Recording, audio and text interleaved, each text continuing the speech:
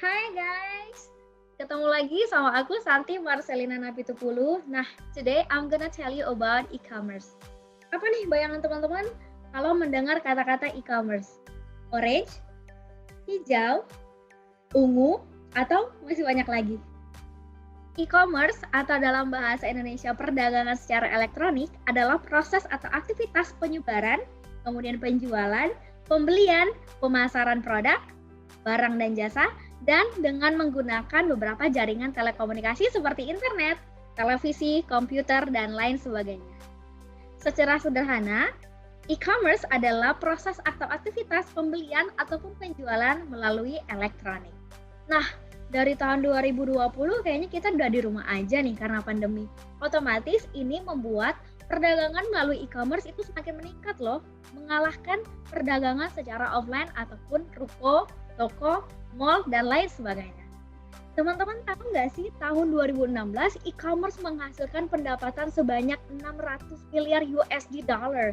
Dan diperkirakan tahun 2020 kemarin menghasilkan 900 miliar USD dollar. It was amazing, I think. Berkembangnya e-commerce ini merubah cara perusahaan untuk dapat memproduksi, kemudian menjual, marketing, dan juga memperoleh keuntungan dari e-commerce.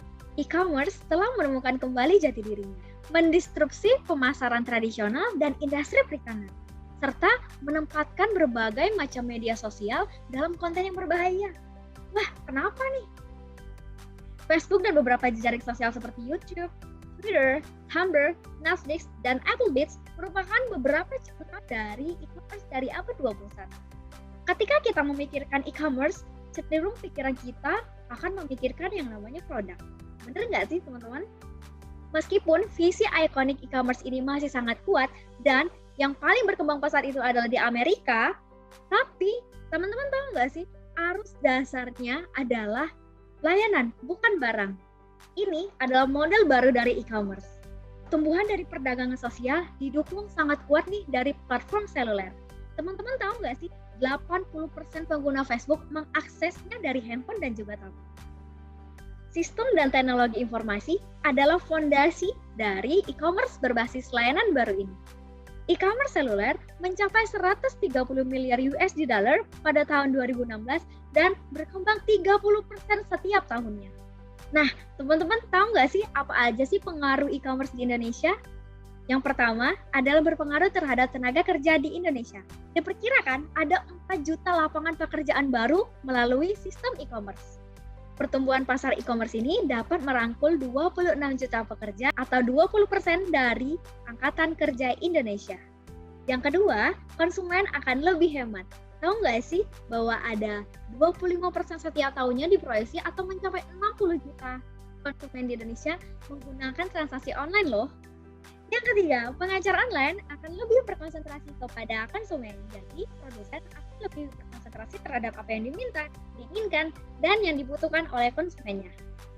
Yang keempat, aplikasi online memudahkan pertemuan antara konsumen dan juga produsen. Jadi, dengan sangat mudah akan melakukan chat, telepon, dan lain sebagainya.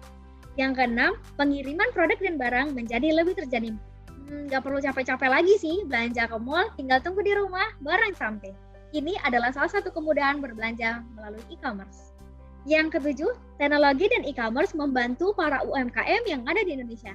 Ya, jadi bukan hanya sekadar perusahaan besar saja yang dapat memproduksi dan menjual barangnya. Sekarang, semua UMKM dapat menjual dan juga menerima keuntungan dari e-commerce ini. Nah, itu tadi teman-teman sekilas mengenai perkembangan e-commerce di Indonesia. So, see you next video. Bye!